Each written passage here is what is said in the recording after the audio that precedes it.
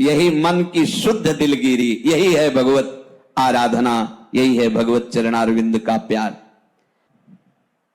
पर ध्यान दीजिए, कुछ नहीं कहूंगा, कुछ नहीं चाहूंगा, ये दो शब्द अमृत से भीगे हुए हैं। कुछ परिस्थितियां ऐसी होती हैं जिनमें हमें चुप या शांत रहना ही बेहतर होता है। आज हमारे परम पूज्य गुरुदेव श्री प्रेमानंद महाराज जी ने बताया है कि किस परिस्थिति में आप चुप रहें तो फायदा होगा। तो चलिए जानते हैं। कुछ नहीं कहूंगा और कुछ नहीं चाहूंगा, ये अमृत शब्द हैं। उतारो जीवन में, पियो इस अमृत शब्द को। कुछ नहीं कहूंगा तो बोले वो अत्याचार कर रहा है हमारे ऊपर, तो इनसे बड़ा समर्थ कौन हो सकता है? ये देख रहे हैं ना, तो मुझे कौन बचाएगा? फिर जब ये देख रहे हैं तो बचाएगा कौन? तो किससे कहूं? आप देख रहे हो, आप राजी हो, तो वो अत्याचार भी हमारे लिए तपस्या है, हमारे लिए वरदान होगा, निश्चित होगा। है कोई संस्कार जिसको मिटवाना चाहते हैं? नहीं तो सीम की चाप सके को तासु बड़ रखवार, ऐसा कौन है ऐसे स्पर्श कर सके आपके एक रोम को भी? अनंत सामर्थ्य। तो किससे कहूं? और कुछ नहीं चाहूंगा। किससे चाहूं? सब भिखारी हैं। इतने बड़े दाता जो कुबेर की भी झोली भरते हैं, उनसे हम अलग किसी और को अपना मान करके चाह रख दें तो हमारी बुद्धि को धिक्कार है। कैसे विपिन बास करें? कुछ ना बोलूंगा, ना चाहूंगा, ये बहुत अमृत में शब्द हैं। प्रायः जहां मन में थोड़ी जलन शुरू हुई तो साधक विचलित हो जाता है, घबराहट होने लगती। आप थोड़ा दृष्टा बनिए, तटस्थ भूमिका में आइए। क्यों आप घबरा रहे? वो मन घबराने दो ना। तुम्हें घबराहट पैदा करने वाला ये मन ही है, तुम्हारी दुर्गति करने वाला ये मन ही है। अब इसको फंस गया कृपा के जाल में, कृपा के जाल में। अब इससे तो जल करके शुद्ध होना पड़ेगा। अब इस मन को अमना होना पड़ेगा। अमना, मरा हुआ मन का परिचय अमना। चाहे जितना विषय संयोग आ जाए, उसको इच्छा ही नहीं होगी। मीटे परास, उपासना में क्या मिटाना है? कुछ ना चाहूंगा। मीटे परास, दूसरे से सहयोग लेने की भावना का त्याग। बने तो रघुवर ते बने, बिगड़े तो भरपूर, और तुलसी औरन ते बने, ता बनिबे पे धूल। बिल्कुल सहज सिद्धांत है। कोई भी जो सहयोग कर रहा है मेरे प्रभु से प्रेरित होकर, मेरा विधान केवल मेरे मालिक से चल रहा है, हम किसी और को नहीं मानेंगे। कोई और है ही नहीं उनके सिवा।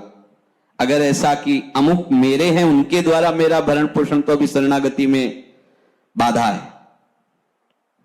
ठीक है, वही कर रहा है, पर हम मानेंगे वही कर रहा है, उसी के द्वारा विधान।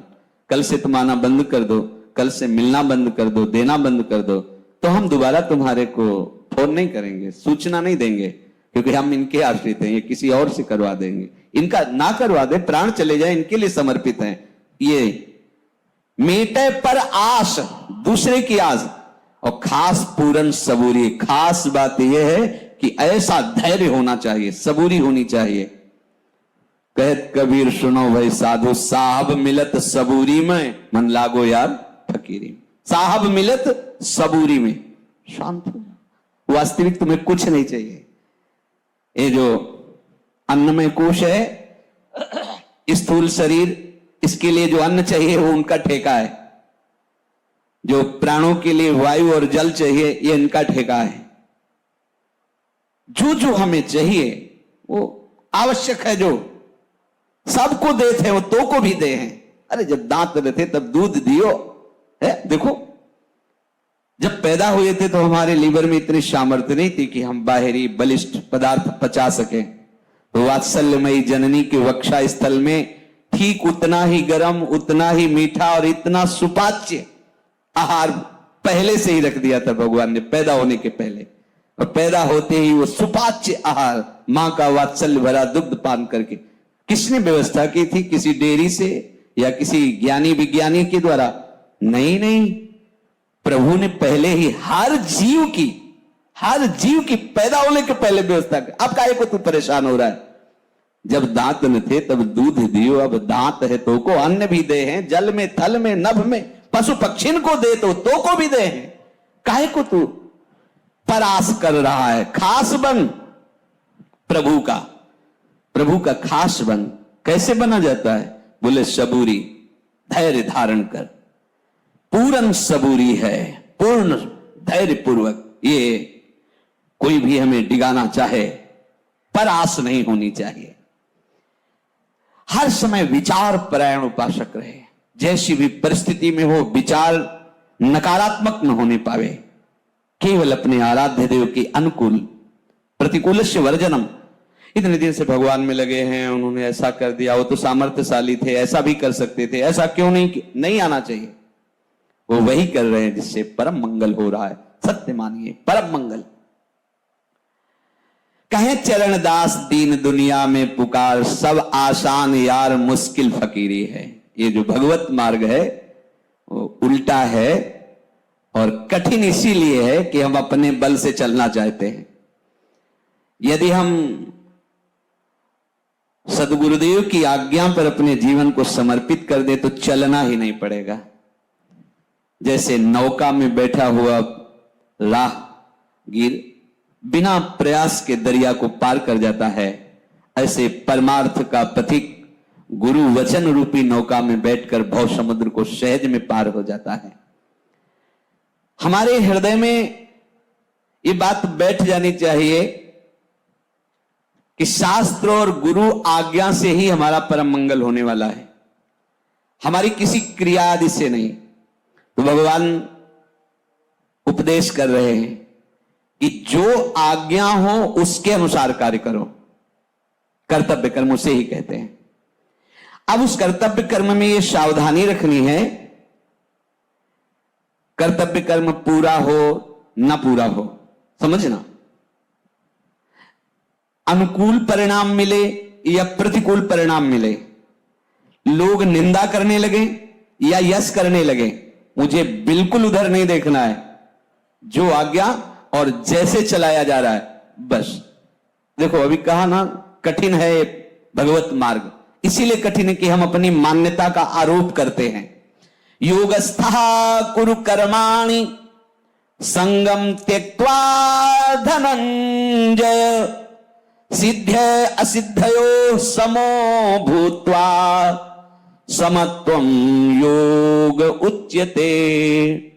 हे धनंजय, तू आसक्ति का त्याग करके सिद्धि और असिद्धि में सम होकर योग में स्थित हुआ कर्मों को कर, क्योंकि समत्व ही योग कहा जाता है। संगम त्यक्त्वा, हमें किसी भी कर्म से कोई मतलब नहीं, समझना। जो आज्ञा है वो मुझे करना है। जैसे पीछे जो उदाहरण दिए, जो आज्ञा है, शास्त्र आज्ञा गुरु आज्ञा, ये करना है बिना ही विचारी। हमें उस कर्म से मतलब नहीं, हमें आज्ञा से मतलब। वो कर्म हुआ कि आप नाली साफ करो या आप सोहनी लगाओ या आप पादुका साफ करो। आए थे भजन में कि माला लेकर भजन में बैठो, कहते हैं कि जूता साफ करो, कहते हैं कि गाय चरा के लाओ। जो उपनिषदों में पढ़ के देखो, आप जाओ ऐसा करके ऐसा करो। वो क्या कह रहे हैं बस उतना ही हमें करना है, हमें आगे विचार नहीं करने। देखो यदि इस माया बंधन से मुक्त होना चाहते हो तो बहुत ध्यान से सुनना, यही हम फंसे। किसी भी कर्म से, तभी पीछे कहा कर्म से भगवत प्राप्ति नहीं होती, कर्म योग से भगवत प्राप्ति होती है। जो गुरुजनों की आज्ञा के अनुसार गुरुजनों के लिए शास्त्र, गुरुजनों के लिए कर्म किया, उसे योग कहते हैं। क्योंकि उनकी आज्ञा पर चलने पर विषमता पर विजय प्राप्त करके वो सम हो जाता है, क्योंकि उसको उस क्रिया से मतलब नहीं, आज्ञा हुई है।